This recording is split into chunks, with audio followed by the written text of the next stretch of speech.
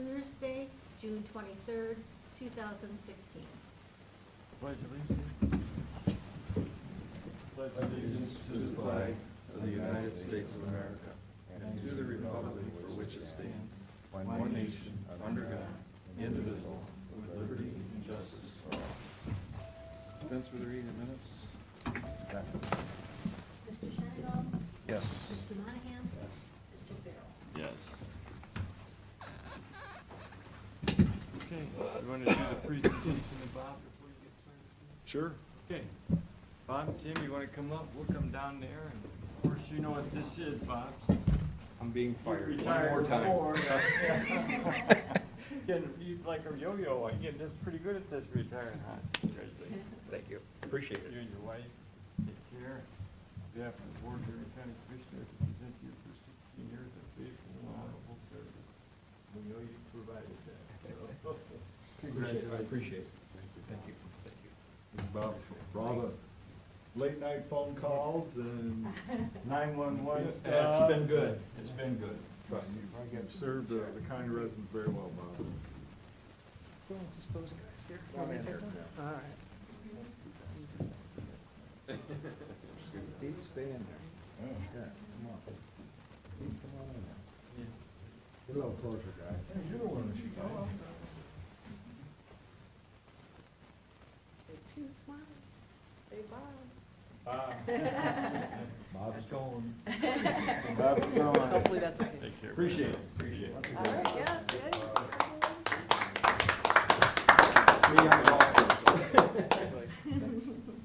Congratulations. Well, thank you. I appreciate it. Yeah. Thank you. Thanks for Hey, Pete.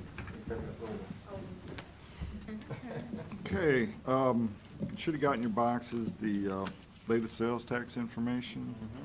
Little hiccup there for the month of June, which the actual collections are March. Down a little bit from the prior year, about 2%. But if you go down and look at the budget, knowing what the Easter season brings and what was last year, what's this year, you know, Easter last year was early, therefore we had a very good March, but Easter this year was late March, so, you know, as far as the budget, kind of built that into the next month's figures, so, you know, budget standpoint, we're still right there. And again, you know, and the 2015 figure from the previous year, in 14, was just was a huge number. It was more than 10%. So, you know, you see these little hiccups every now and again, but we kind of accounted for it in the budget, so we're still on track. Not a big deal. So, that's still good. I know a couple weeks ago, Commissioner Shenango, you'd asked me about the community aggregation program, the consultant we use, and how many other counties that they do bids for. There's two others they do for, Mahoning and Stark. So it's not like we're the only county they do. What do the other 86 counties do? We're 87 or 85. 85, yeah. You know, I really don't know. There's CCO has a preferred provider out there, so I would imagine quite a few of them probably use that. We do use that company for our own purposes for the accounts that we have. You know, for sewer, water, Yeah. all of our buildings. So that's not like they're not involved in Erie County at all. They are. Oh. CCO's preferred provider. CCO. Yeah, CCAOs. Is their rate cheaper than this rate? Well, again, we're apples and oranges. One's residential, and ours is more commercial accounts. Also CCO is commercial. Yeah, I see. They don't do a residential. well, they do, I'm just curious, just to get a competitive rate, yeah. you know, to see, because, you know, you basically, Well, making a bet. their consultant and say the guys we use, they're gonna go out to pretty much the same right, people to get quotes on, so. but the problem is who's getting the fattest overhead? Who's making the most margin? Could be, Could be, huh? Yeah. I don't know. I don't know either. I don't know if we want to add more staff dedicated to that issue. No, I mean, no. I'm not sure we want to do that. I don't think it's that I don't big think of it's a worth it deal. either, yeah. So, that's all I got. Okay, thanks, Pete. Eric, Sound and Water, we're ready for you. Oh, I'm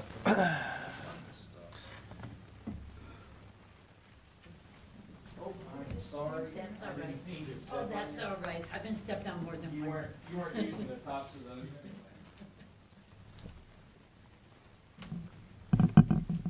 How you doing, Eric? Good.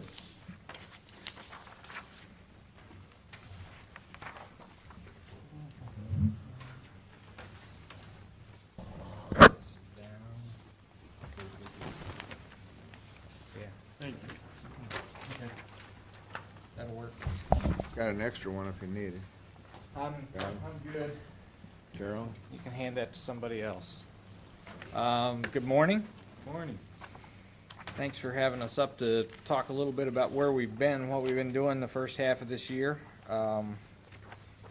Conservation District is very busy, working on a number of things. We broke this down a little different this time, so that you can see where we're concentrating. We put down county concerns and individual concerns, and those are the things that you know, looking at agencies that we work with versus individuals, gives you an idea of what kind of calls we're receiving and what we're responding to. Doing our site visits and looking at issues for people. Workshops and presentations always, well, they have been exploding for the last several years. We started about the 1st of March with our workshops and presentations. To date, we've done 64 events with various groups and had 2,700, a little over 2,700 direct contacts with participants through those programs. We also do the weekly Sunday Sandusky Register article in the showcase section. We were in the agribusiness section, and the Register contacted us and asked us to change that up a bit. Instead of doing every other week like we're doing a weekly article now, so in the showcase. So that's been good outreach. We launched a new website, erieconserves.org, at the beginning of the year, which has received good feedback from users. We're also working on Facebook, Twitter, and Instagram. What So, do you use for your website? we see, you asked me, it's Kyle Roth is who we worked with. I can't remember the name of his company right off the bat, but he worked with us to get the basic layout and everything. We just wanted to change things up, make it a little more interactive, tie the other social media things to it. So there's a direct feed on the front of the website that feeds from our Facebook and Twitter posts, so that it keeps the content moving and fresh. And we found that Facebook and Twitter both have been really beneficial, not only for sharing information quickly, but also for receiving comments and questions. A number of people over the last 6 months have contacted us via Messenger on Facebook instead of trying to find an email address or contact information elsewhere. They can just log in and send us a message direct, and we can get back to them promptly on what their concerns or issues are. So that's been a big change. We've been working on the Facebook account in particular. We've had it up for a little over a year now, so and it's been really positive.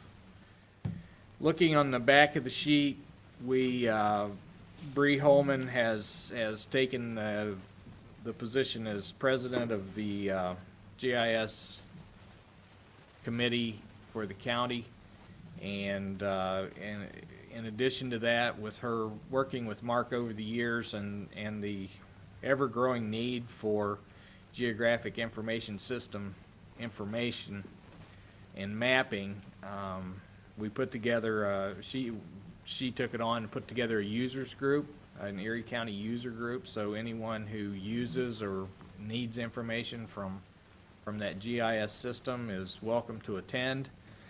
We had our first meeting last week, had about 10 or 12 people there from different municipalities and townships and county agencies talking about how we use it, what we need. We also did training. Bree was instrumental in getting funding, a couple $1,000s from the Coastal Training Program. We brought in a trainer, did training for about 10 individuals. We had Health Department, the Conservation District, the Metro Parks, some of the county agencies there to learn how to use the software that we have access to through the GIS committee, and we're putting that to work on in gathering information that's going to be useful for us and others. Actually, one example of that is every spring and fall we do what's called a tillage transect. We tour the county, look at about 300 pre-selected parcels that to see what kind of tillage the agricultural community is using, whether they're no-tilling or conventional tilling, whether or not they have cover crops, what the growing crop is on those fields. And we were able to build a collector application so that it feeds direct into the GIS system. So it's not go out with a piece of paper like we used to and a paper map and drive around the county over 3 or 4 days, collecting points and then coming back and trying to get all that data entered into a spreadsheet without mistakes. Now it's live. We have a tablet that we use that has mobile phone service, so it's feeding direct to the net. And when we get back, we have a map to show us exactly where we were and exactly what the data results are. So just makes things very very efficient. Takes out some of the error. We all make mistakes. Even I do, maybe a couple a year. But it really makes things quicker. It helps us work better and get more done with the smaller staff. So we have about $8,000 that came to the district late last year, beginning of this year, looking at the Western Lake Erie Basin, education and outreach with Senate Bill 1 and Senate Bill 150, which both have to do with nutrient application on agricultural fields. The state of Ohio granted us, or provided us with a grant for funding to do outreach and education to help support those new rules and legislation that's coming out that the western part of our county is having to deal with manure application or nutrient application. So we're working hard to put that to work. We are planning right now manure and soil health field day with the Huron Soil and Water and Ohio Farm Bureau. Ohio Farm Bureau stepped up late last year, beginning of this year, and provided us again with grant funding to supplement what we were getting from the state of Ohio so that we could put together a field day. So we're going to be doing that on September 1st. We're bringing in Hans Koch. He works in Indiana. He's originally from the Netherlands, and he's one of the experts in soil health and nutrient application and use. So we're bringing him in to do an all-day field day. We'll, of course, provide you guys with more information on that as we get closer. So there'll be a lot of outreach on that. The Great Lakes Restoration Initiative project in Old Woman Creek, we partnered with a group called Winrock, and the idea of that is we're doing a pay-for-performance grant. It's going to be about a $500,000 project. We're providing incentives to agricultural producers to to assess their operation, look at where sediment and nutrients may be leaving their farm fields. We're going to do some upfront modeling to say which practices, whether it's filter strips or other practices on the farm that will reduce that release of nutrients to Lake Erie. And based on those models, they will get an incentive payment, and then the ultimate goal is to, with the monitoring that's available through the Old Woman Creek Reserve and our stream monitoring program, if we achieve those goals, then those producers will receive a bonus payment at the end of the project. Winrock is a at least national, if not international, organization that has done this in Wisconsin and Illinois and other places, and they've had success with it, and we decided to partner with them late last year and talked to them, submitted the grant last fall, and that was just recently funded. We just found out in the last few weeks. So we're getting ready to kick that project off. Sandusky Bay Collaborative, we're partnering with the Nature Conservancy and Office of Coastal Management and Old Woman Creek Reserve and NOAA to look at the Sandusky Bay. Part of that project is looking at the new rules for dredging and the restriction on open lake dumping of dredged materials. We're working with a number of partners to assess the entire Sandusky Bay to look at possible beneficial reuse of that dredged material. As long as there's no contamination in it, it could be used to create some shallow water wetlands or supplement some dike arrangements on habitat that Ducks Unlimited or others are using. So we're going to be active in that project. East Sandusky Bay is also going to be looked at in that project. So the cover crop aggregation program, we've partnered with a company called Buckeye Soil Solutions. We partnered with them last year with Huron County, and we're promoting the planting of cover crops, keep the fields green in the wintertime so that they hold on to those nutrients and not release them to the streams and lakes. Another move to increase soil health. The healthier the soil, the more moisture it retains when you need the moisture. The quicker it dries out in the spring when it needs to dry out, and it also, the plant material itself will pull up and hold those nutrients so they don't get released to the lake. So last year we ended up with about 2,500 acres planted. This year we have a little over 3,000 already signed up. We're working with them to put the final details together, and those crops will be planted in mid-August or through September into standing crops is the idea. Before the crops come off the field, these crops are actually interseeded into the crop field to start holding on to those nutrients. We have 3 grant proposals we highlighted here. We're working with City of Sandusky. Ohio State University is actually going to be the grant holder on this. We are supporting them with staff to monitor the Jackson Street parking lot improvements because there's a number of stormwater items in there, bioretention, pervious pavement, and they want to monitor the results of those over time.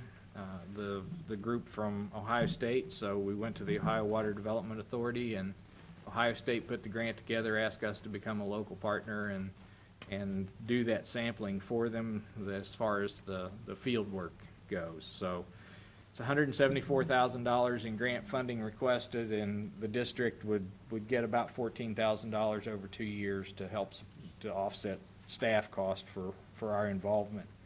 Sea Grant research proposal to study nutrient and bacteria discharges in Berlin Heights. Unfortunately, that wasn't funded. We applied for $47,000 there, and the Great Lakes Commission grant proposal, we've worked with Jay Dorsey with Ohio EPA and some other partners to put together a grant proposal in Old Woman Creek to do more conservation ditches, as we call them. Basically, what it is an oversized channel A lot of times you will leave the original channel base, but oversize the width of the ditch to allow that channel to act more naturally in the bottom of this over wide channel. And what that does is it basically creates a floodplain inside the channel itself that will allow the waters when you get heavier rains to come up, deposit sediment and nutrients on those vegetated shelves along that stream. And we've done about 2,000 feet of it with a prior grant through the Great Lakes Commission. We completed those in 2014, and this is another chance to do that. And with the ultimate goal being Ohio State again is wanting to look at what the nutrient uptake is and and study that as far as improving the water quality headed to Lake Erie. So with that, the rest of it you can take a look. One of the things that I wanted to say this morning is we have staff maxed out. I'm probably gonna be trying to find an audience with you guys over time in the next 6 or 8 months to talk about the possibility of a little extra funding for staffing so that we can continue to expand on our grant proposals. The grant proposals in particular, so that you know, the grants that we're involved in right now weren't necessarily, as I presented, we didn't chase them. We have grant partners at this point, whether it's Ohio State or Windrock or NOAA or the Office of Coastal Management, actually contacting us because we've been able to demonstrate that we're able to put these projects on the ground and do a good job delivering the end product. And we have people contacting us to say, will you partner with us? So it's a great position to be in, but we're also having people contact us that we just don't have the capacity to partner with at this point. So Money that we match or that we give out of our budget to soil and water is matched. Yes. What percentage? yes, 78% comes back from the state. So any funding that you provide the district, right now we're at 102,898 with the county commission. And we have about $41,000 that comes from City of Sandusky, City of Vermillion, and townships that is also matched for the stormwater program. And so our total match, if you look at the funding, it's funding year to date, but the total match on that local funding this year will be about $111,000. And our operating budget is just less than $400,000. So we make up a big chunk of funding through grants. The biggest grant is the grant through the Department of Natural Resources and NOAA through Old Woman Creek Reserve that fully supports Breanne Holman's position. That's He does a pretty good that's job. about yes, that's about $90,000, and you know, it completely supports her and her program, and it's a huge resource for the district to have that. So. Yeah. So yeah, we're going to continue to push the envelope, try to find every way we can to make the dollars go as far as we can. So How much activity do you guys have back and forth with the Sea Grant program over at Gibraltar? you know, we really haven't had a tremendous amount of back and forth with Sea Grant in particular, other than being involved in some of the grant projects as partners. Our main partnerships revolve around either Old Woman Creek and now especially with the Sandusky Bay Collaborative, the Office of Coastal Management is coming in very strong. Sea Grant is involved on the periphery. I mean, they're more the research arm and talking, you know, that's where you go to get your information on, okay, what do we need to correct? And then we're kind of the plumbers and the pipe fitters, so to speak, in figuring out, okay, how do we change and make good land use decisions and guide those so that it results in good things for Lake Erie. So, Thank you, Eric. okay, thank you. You're up, Lori.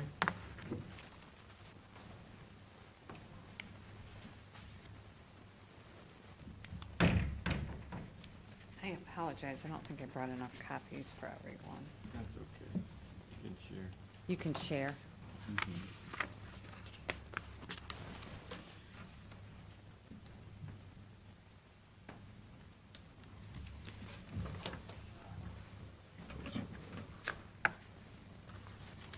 Hi, Jason.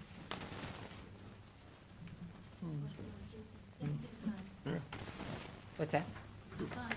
Okay.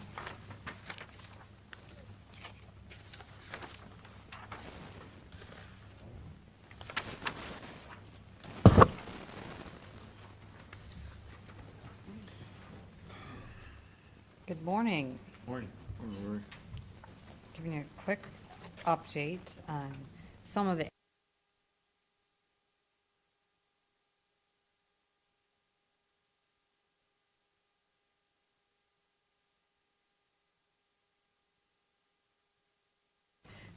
Can you hear me now? Yes, we can hear you now. Okay. I was afraid I wasn't even going to be able to see over the computer, but Need a little box put there or something? yeah, I could always stand on the chair, but that could be a workers' comp issue, but that wouldn't be your problem either, so. Okay, currently our census is 116 plus 3 bed holds. We have 3 in the hospital right now. We have 10 Medicare and 12 Part B, which, as you know, is our big money. I did a comparison of emissions and discharges 2016 to 2015. So far this year, we've had 55 emissions compared to 45 last year, 59 discharges compared to 48 last year. Our average daily census this year is 123.6. Last year was 126.6. As you're aware, we have right now about 20 individuals on our waiting list to come into the facility. We are working very closely with the medical director, Dr. Vaschek, to evaluate every single resident that comes in to make sure that we have the resources to be able to care for them and provide the quality of life. Some events, we continue to have our monthly community pancake breakfast. Our attendance continues to increase, between 20 to 30 community members a month. We recently hosted. When is that? That's on a certain date every month? It is the thank you. One of our regular attendees, the 3rd Tuesday of every month. I can send an invite out. But that'd be, You want me to send an invite?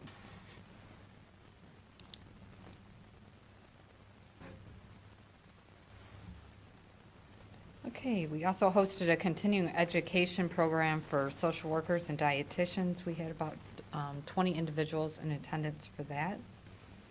We did, just a couple weeks ago, a community open house. We did this to try to get more community members into the facility, to try to recruit volunteers, and also to try to recruit new employees. How was it attended? We probably only had about a dozen people come through. But we were able to obtain a couple of volunteers, which we can definitely use just to spend some extra time with some of our residents. Under training, 5 of the managers attended a 10-hour feeding assistant program last week. These managers will now be able to assist residents with meals during times when the STNAs are busy completing other tasks. Physical plant, I think everyone will be happy to hear. The new signage for the road and out in front of the facility should be installed either Friday or Monday. And actually, Fike is doing the actual installation, but that's all covered under the original cost from Mobility Works. Just a new regulation beginning July 1st, Medicare is requiring all nursing homes to report all staffing hours electronically. we had to purchase a new software system that is in collaboration with your Harris system, and staff training has been provided. Aramark, I know that all of you have heard some concerns from family members on the quality of the food, and just wanted to go over some of the things that I've been working with Aramark on. We are going to be, as part of their new contract, they will be doing a dietary tray card system, and this will integrate with our medical record system. And so any changes to diets, any modifications made because of lab work or surgeries will go directly into their computer. And it's almost like a short order. They will be able to press on the resident and a little ticket will come up. So they'll see if they have the modified diet, if they're on thickened liquids, anything like that. So it should help streamline that process. I did meet with the Vice President of Operations from Aramark, and I spoke to him at length about the concerns about the quality of food. And he sent out the corporate dietitian the following week. We are going to change our model up a little bit. If you recall, shortly after I started, I changed it to there would be 2 entrees to choose from. We're going to go back to just 1 main entree, but we're going to have 10 a la carte items. This could be a chef's salad, a chicken Caesar salad, grilled chicken, trying to think of all the things that are on the list. You know, a hamburger, you know, if you just want a grilled cheese and a bowl of soup, but there's going to be 10 a la carte items, and these will rotate every couple of weeks.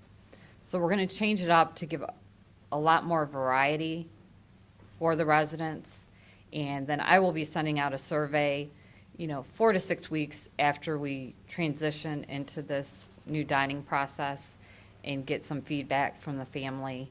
And of course, if you guys hear anything, please let me know. Yeah, variety is probably the biggest issue.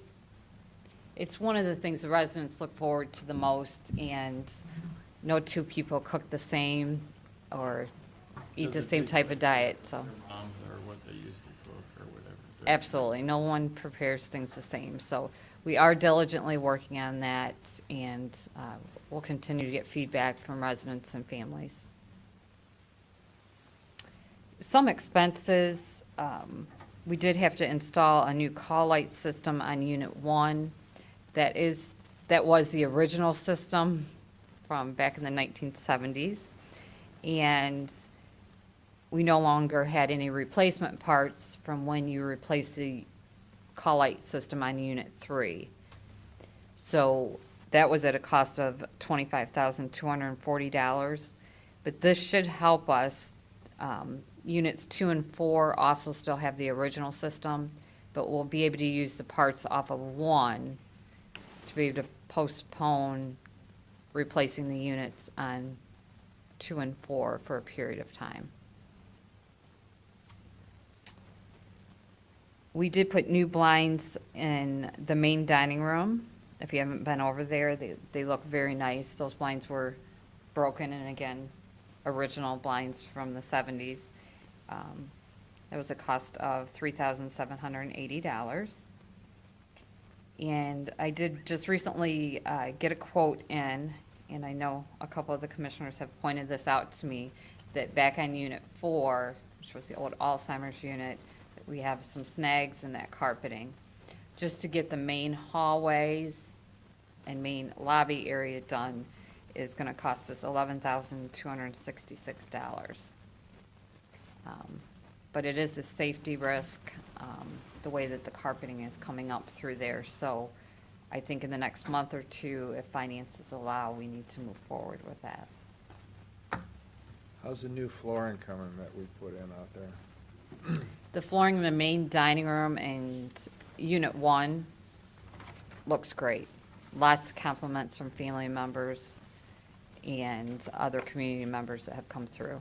When you walk in, that looks a lot better than what it did with that linoleum tile. It does, and I have maintenance set up now that they're done with helping out with the call light system installation on Unit 1. They're gonna be doing sections of the front entrance, so that all that, we're gonna get rid of that wallpaper and just paint like sections at a time, so that we're being conservative with the cost, but when you first enter the building, then it's a little bit warmer, like the colors in the dining room. So that carpeting area you're talking about replacing, is that like the oldest stuff in the building? I want to say you guys replaced that 5 or 6 years ago. But carpeting in a main area of a nursing home just does not hold up. Get And, feedback. right, and I've had it professionally cleaned many times. But the biggest problem is the snags Yeah. Yeah, and the carpeting, and my fear is that could be a trip hazard. and you're right there. And Jason doesn't want to talk to me any more than he has to. Yeah. All right.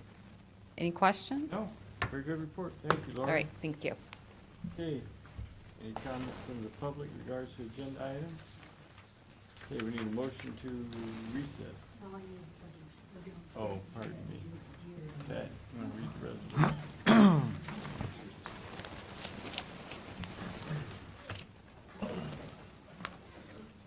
Resolution entering an agreement with Eric Blacktop.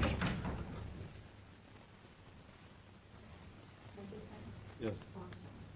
Mr. Shenango? Yes. Mr. Monahan? Yeah. Mr. Fair? Yes. Resolution authorizing automatic interfund transfer. Second. Mr. Shenango? Yes. Mr. Monahan? Yes. Mr. Farrell? Yes. Resolution entering an agreement with Medical Mutual. Second. Mr. Shenango? Yes. Mr. Monahan? Yes. Mr. Farrell? Yes. Resolution for the purpose of waiving a priority lien at 4516 Harris Road. Second. Mr. Shenango? Yes. Mr. Monahan? Yes. Mr. Farrell? Yes. Resolution for then and now. Second. Mr. Shenango? Yes. Mr. Monahan? Yes. Mr. Farrell? Yes. Resolution authorize the auditor to make a budget modification. Second. Mr. Shenango? Yes. Mr. Monahan? Yes. Mr. Farrell? Yes. Resolution releasing liens at 2911 Bogart Road. Second. Mr. Shenango? Yes. Mr. Monahan? Yes. Mr. Farrell? Yes. Resolution entering into a service agreement with ICP. Second. Mr. Shenango? Yes. Mr. Monahan? Yes. Mr. Farrell? Yes.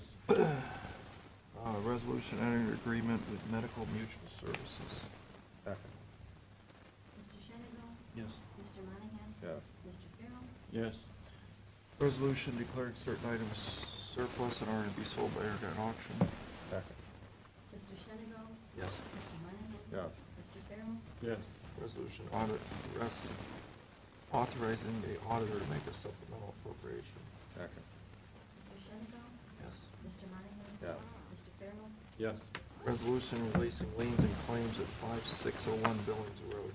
Second. Mr. Shenango? Yes. Mr. Monahan? Yes. Mr. Farrell? Yes.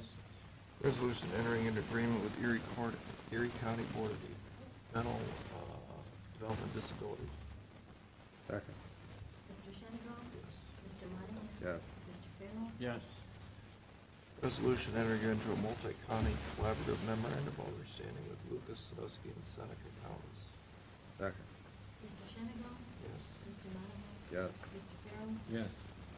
Motion to award a bid for resurfacing to Erie Blacktop. Second. Mr. Shenango? Yes. Mr. Monahan? Yes. Mr. Farrell? Yes. Is that it? Okay, now we need a motion to adjourn. Or recess. No, No, we're not coming back, so I guess we are adjourned. I wasn't gonna go with you, so I didn't. Adjourn. Mr. Shenango? Second. Yes.